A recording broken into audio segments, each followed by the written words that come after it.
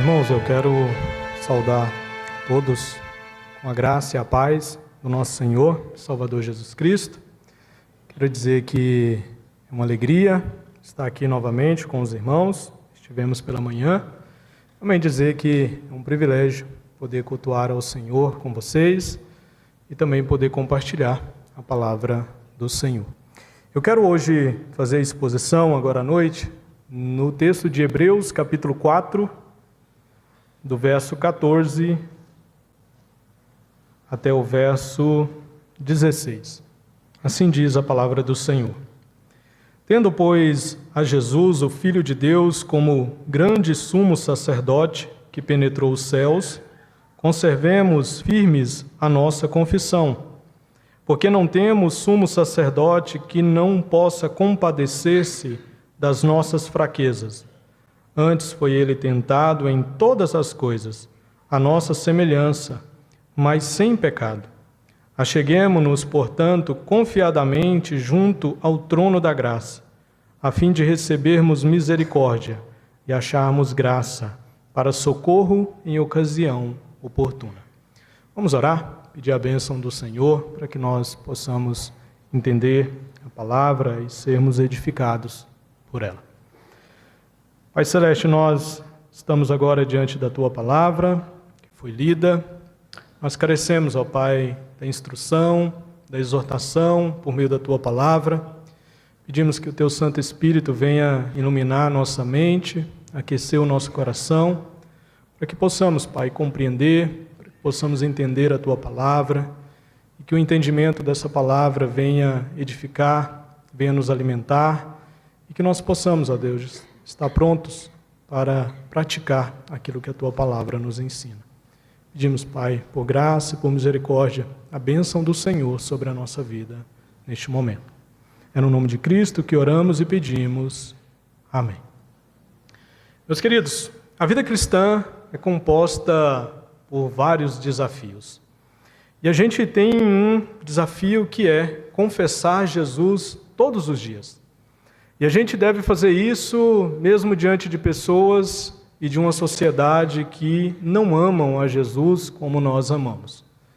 E aí eu estou sendo simplista aqui, porque tem gente na nossa sociedade que verdadeiramente odeia a Cristo, odeia a palavra de Deus, vivem em rebeldia e odeiam tudo o que vem do Senhor. Na história da igreja, a gente encontra esse mesmo desafio sendo colocado diante dos cristãos.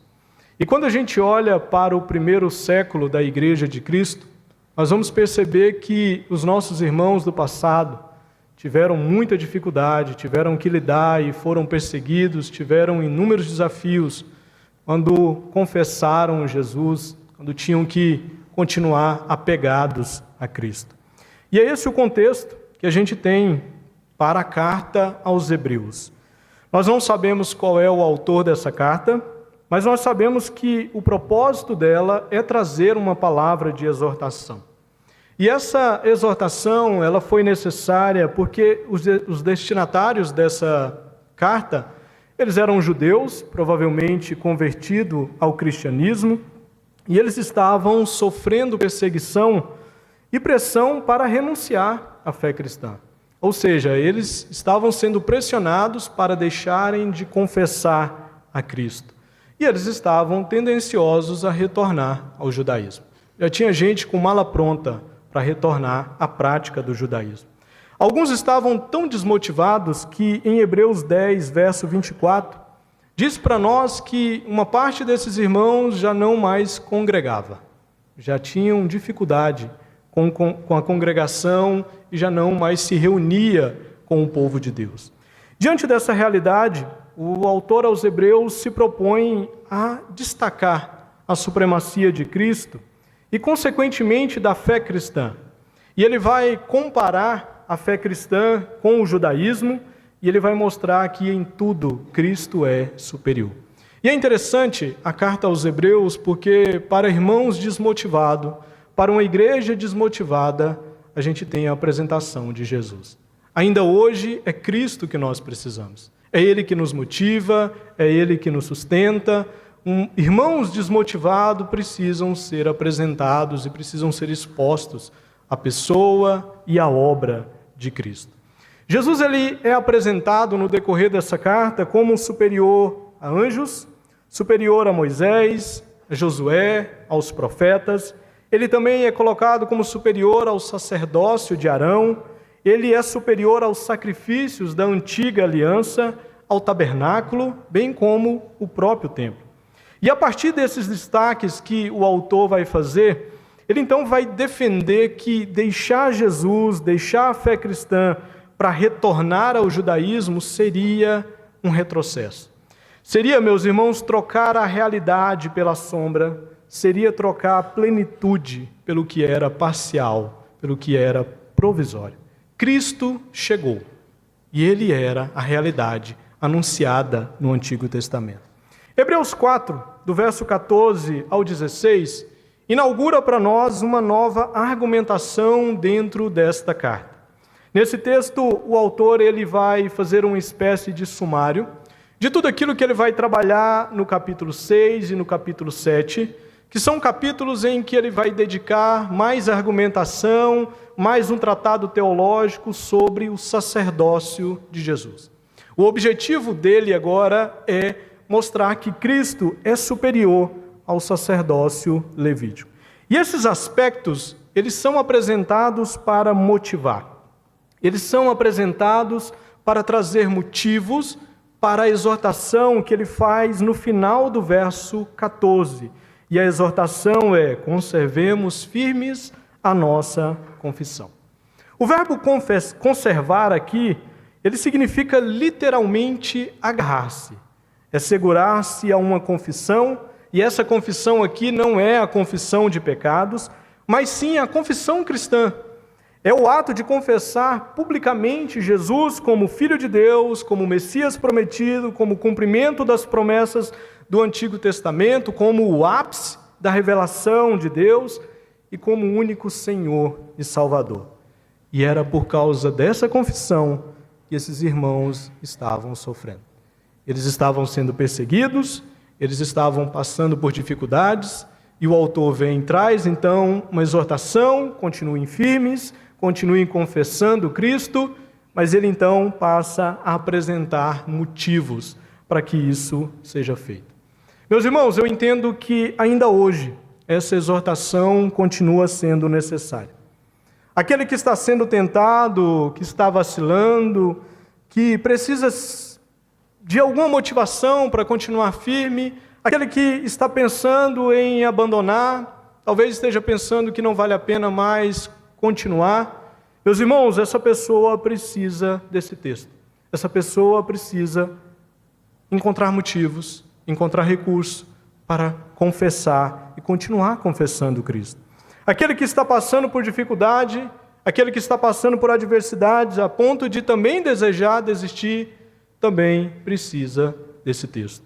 E para aquele que está firme, para aquele que está tudo ok na vida cristã, também precisa. Porque nós precisamos continuamente, todos os dias, confessar a Cristo. Confessar Cristo nos nossos dias é algo bem desafiador. Nós vivemos em uma sociedade secularizada, em que talvez as pessoas até não tenham problema com a existência de Deus, desde que ele fique à margem da sociedade. Desde que a palavra dele, os princípios dele, não sejam trazidos para moldar a nossa cosmovisão, a nossa maneira de enxergar o mundo e a nossa maneira de viver neste mundo. Os valores cristãos, infelizmente, têm sido colocados como inúteis para a nossa vida fora da igreja. Viver como cristão aqui dentro da igreja, tranquilo. A gente tem essa liberdade para cultuar o Senhor. Mas e fora da igreja? Como fica nosso relacionamento fora da igreja? Meus irmãos, diante desse cenário, nós não podemos abrir mão da nossa confissão. E eu quero então nessa noite apontar 2 motivos e um recurso para continuarmos firmes, conservando a nossa confissão em Cristo Jesus. Para que nós continuemos confessando Cristo no nosso dia a dia. O primeiro motivo para conservarmos firmes a nossa confissão está no verso 14, na parte A. e é a perfeição do nosso sacerdote. O escritor aos Hebreus diz: tendo, pois, a Jesus, o Filho de Deus, como grande sumo sacerdote que penetrou os céus. Aí vem a exortação: conservemos firmes a nossa confissão. Observe, irmãos, que logo no início do verso 14, algo maravilhoso é feito aqui. Nós somos colocados em um íntimo relacionamento direto e pessoal com Jesus. Ele começa com o verbo ter, e esse verbo indica que nós temos esse relacionamento com esse sacerdote. Um sacerdote que é grande, um sacerdote que penetrou os céus, e que por causa disso nós devemos conservar firmes a nossa confissão. Além disso, há uma ênfase aqui nessa grandeza do sacerdócio de Jesus. Jesus ele é apontado como grande sumo sacerdote. A gente tem dentro da história do Antigo Testamento, desde que Moisés entrega a lei, desde que o tabernáculo é então construído, a gente tem o ofício sacerdotal. E a gente tem na história do Antigo Testamento grandes sacerdotes, mas Jesus ele é incomparável. Ele é o grande sacerdote. Ele é aquele que é superior. Ele é aquele que excede aos sacerdotes terrenos. No capítulo 6, especialmente no capítulo 7, o escritor aos Hebreus ele vai argumentar sobre a grandeza do sacerdócio de Jesus, inclusive dizendo que ele não é da ordem de Levi, ele é da ordem de Melquisedeque. É um sacerdócio eterno, é um sacerdócio contínuo. Os sacerdotes do Antigo Testamento morriam e terminava com aquele sacerdote, o seu sacerdócio. Cristo não, meus irmãos, Cristo ele é aquele que habita a eternidade. Ele é continuamente o nosso sacerdote. Notem também que a grandeza do sacerdócio de Jesus, nessa declaração inicial, ela é destacada quanto à sua pessoa e quanto à sua obra. Quanto à sua pessoa, o autor aos Hebreus, ele destaca que o nosso sacerdote é Jesus. Ele é o Filho de Deus. Tanto a divindade quanto a humanidade de Jesus estão sendo expostas aqui. E ele precisava, irmãos, se fazer homem para que ele fosse esse grande sacerdote. Para que ele, de fato, pudesse ser declarado como grande sacerdote. Ele pudesse cumprir esse ofício de modo perfeito, de modo excelente. Se ele não fosse homem, ele não poderia ter feito expiação pelo homem. Quem iria fazer expiação por nós? Quem iria se colocar entre nós e Deus? Quem iria nos representar diante de Deus? Por isso ele se fez homem, para que ele pudesse oferecer um perfeito sacrifício. Mas, queridos, se não fosse Deus, seu sacrifício teria sido insuficiente. Não teria sido perfeito. Agora, quanto à sua obra, o autor de Hebreus destaca que ele penetrou os céus. E no Antigo Testamento, uma vez por ano, o sacerdote, ele até ia ao local do templo chamado de Santo dos Santos, onde a Arca da Aliança estava ali simbolizando a presença de Deus, mas ele fazia isso uma vez por ano, oferecia um sacrifício, inclusive por ele, e depois ele tinha que sair. Quando Cristo morre na cruz do Calvário, ele adentra os céus. Ele é recebido na presença do Pai e ele está na presença do Pai. O sacerdote do Antigo Testamento, ele tinha que fazer por si. Era um sacrifício que deveria ser repetido todos os anos, que era a expiação, o Yom Kippur, que uma vez por ano tinha que ser feito esse sacrifício por toda a congregação de Israel. Em Hebreus 9, verso 24, a gente tem uma declaração do escritor aos Hebreus que torna isso ainda mais claro. Ele diz: porque Cristo não entrou em santuário feito por mãos, figura do verdadeiro, porém no mesmo céu, para comparecer agora por nós diante de Deus. Meus irmãos, para os primeiros cristãos, para os primeiros leitores dessa carta, que receberam essa argumentação, que receberam essa exposição sobre a pessoa, a obra de Cristo relacionado ao seu sacerdócio, certamente isso foi um incentivo, certamente isso foi um motivo para eles não retornarem ao judaísmo. Se eles voltassem ao judaísmo, eles estariam voltando a sacerdotes imperfeitos, a sacrifícios imperfeitos. Eles estariam abandonando a perfeição de Cristo. Aqui, meus irmãos, nós podemos ver a singularidade da pessoa e da obra de Cristo.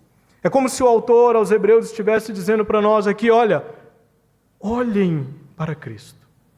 Percebam a pessoa, percebam a obra de Cristo.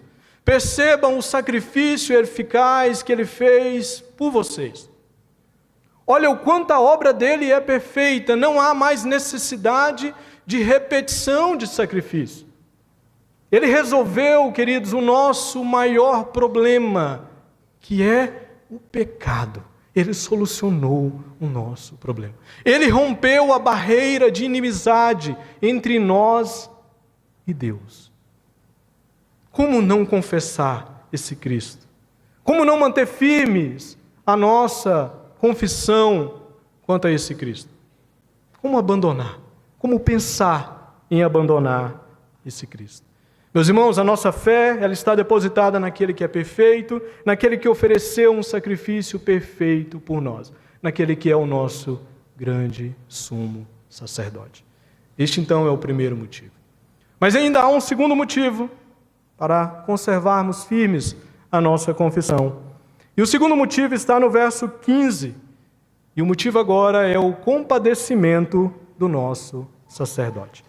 Verso 15 diz assim: porque não temos sumo sacerdote que não possa compadecer-se das nossas fraquezas. Antes foi ele tentado em todas as coisas à nossa semelhança, mas sem pecado. Aqui, o autor lembra seus leitores, e também nos lembra nessa noite, que Jesus é um sacerdote que se importa com as nossas fraquezas. Ele é um sacerdote que se compadece das nossas fraquezas. O verbo compadecer aqui vem da palavra grega, de onde vem a nossa palavra simpatizar.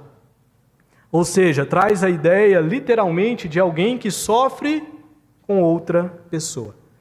Isso não significa que os sacerdotes do Antigo Testamento não compadeciam. Eles compadeciam, irmãos, mas eles não compadeciam como Jesus compadece de nós.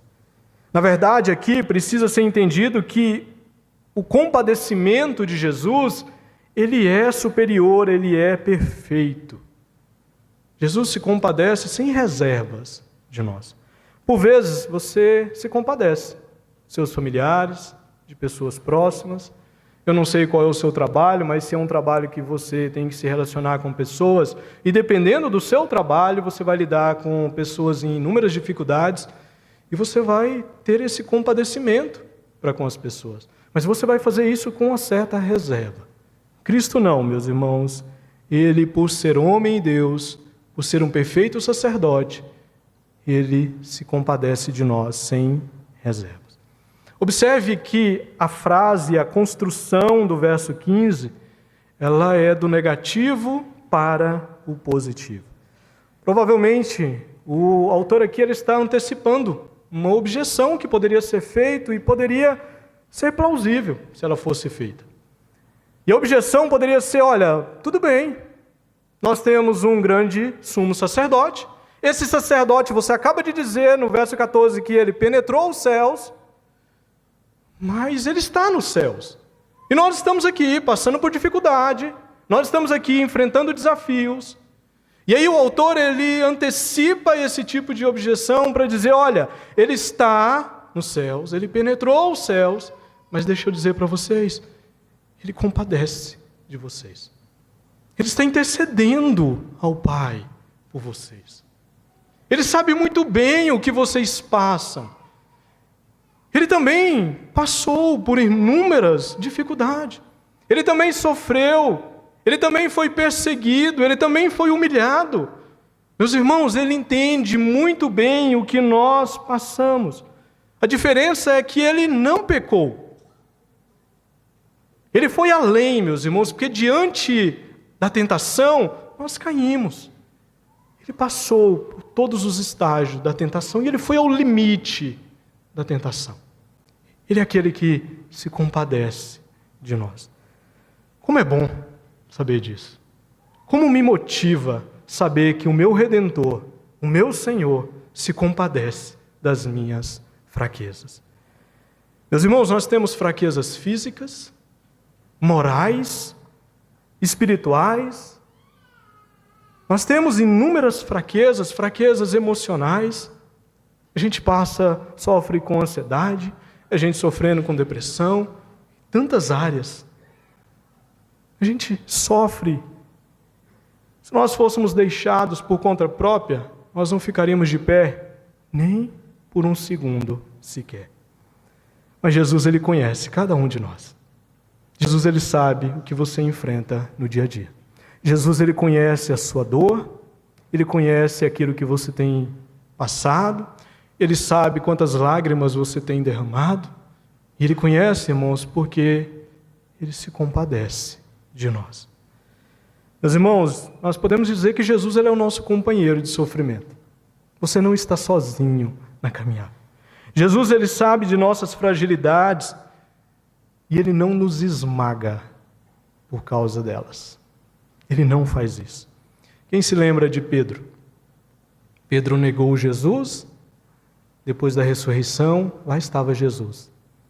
Era um dos que o Pai havia dado a ele e ele estava lá, compadecendo de Pedro. E Pedro foi um apóstolo extremamente útil para o seu reino. Jesus, Ele faz isso, irmãos. 2 motivos a gente tem aqui, então. Por fim, o escritor aos Hebreus nos apresenta agora um recurso para conservarmos firmes a nossa confissão. E o recurso é o trono da graça. Verso 16. Acheguemo-nos, portanto, confiadamente junto ao trono da graça, a fim de recebermos misericórdia e acharmos graça para socorro em ocasião oportuna. O autor aos Hebreus termina o sumário da sua argumentação aqui, inicial, para comparar o sacerdócio de Jesus com o sacerdócio levítico, dando um recurso para nós e dizendo, gente, tem um trono da graça para vocês que são perseguidos, para vocês que estão sofrendo. Existe um trono da graça. E essa ida ao trono da graça, ela acontece por meio da oração. O trono da graça aqui é uma expressão figurada de Deus, sentado no trono como Deus de toda a graça. Aquele que está oferecendo para nós um favor imerecido. Não merecíamos, mas por causa de Cristo, por causa da perfeita obra de Cristo, por causa daquele que satisfez a justiça do Pai, por causa daquele que nos substituiu na cruz do Calvário, agora nós temos acesso ao trono da graça. Jesus, o nosso grande sumo sacerdote, penetrou os céus. E Ele agora nos dá acesso. Venham, peçam, orem, busquem ao Pai, para que nós sejamos socorridos em ocasião oportuna, para que nós possamos receber misericórdia e acharmos graça da parte de Deus. Talvez essa imagem não seja tão conhecida dos nossos dias, mas para os leitores que receberam essa carta, isso aqui deve ter tocado fortemente o coração deles. Essa imagem os remetia ao antigo sistema de monarquia do mundo antigo. E uma pessoa só poderia comparecer diante do rei se ela fosse chamada. Uma vez que essa pessoa fosse chamada, ela tinha que se humilhar, ela tinha que abaixar a cabeça diante do trono. O rei então estendia o seu cetro e com isso permitia a pessoa falar. Ir até o trono sem a permissão do rei poderia resultar em morte. Lembra de Esther? Quando Mordecai intercede, pede ela para interceder pelo povo. E era a esposa do rei, mas ela pede que o povo orasse e jejuasse, para que ela pudesse ter acesso ao rei e interceder pelo povo. Queridos, o autor aqui aos Hebreus está dizendo para nós, olha, podem ir, e façam isso confiadamente. Foi aberto a porta, nós podemos ir ao trono da graça. Nós somos incentivados, irmãos, a ir confiadamente até o Deus de toda a graça. E Ele nos concede misericórdia. Ele nos concede graça para socorro em ocasião oportuna. Aqui a gente tem um dos gritos da Reforma Protestante, a gente cantou aqui nessa noite. Nós temos a doutrina do sacerdócio universal de todos os crentes. Por causa de Cristo, a gente não precisa de um clero para chegar até o Pai. Nós temos Cristo, irmãos. Onde você estiver, diante da dificuldade que você estiver enfrentando, você pode clamar ao Senhor. A sua oração estará sendo atendida no trono. Apocalipse, capítulo 6, fala dos 4 seres viventes que estão diante do trono, levando as nossas orações. Tem acesso ao trono da graça. Aplicações, irmãos, para que nós possamos finalizar. A primeira, a caminhada cristã não é fácil, irmãos. E aqui eu não quero ser pessimista, mas é possível que piore ainda mais.